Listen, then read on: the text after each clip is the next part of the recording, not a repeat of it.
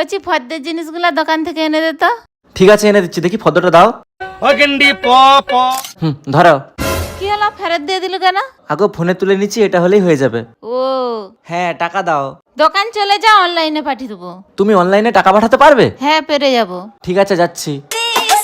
দোকানে এই মালগুলা দাও তো। দেখি, ডাব সাবান 2টা,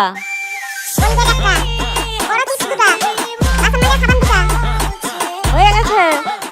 কত টাকা হয়েছে? তোমার 200 টাকা হয়েছে। আচ্ছা रुको जरा, মা 200 টাকা হয়েছে, পাঠিয়ে দাও। सबर करो। কি রে, কি হলো?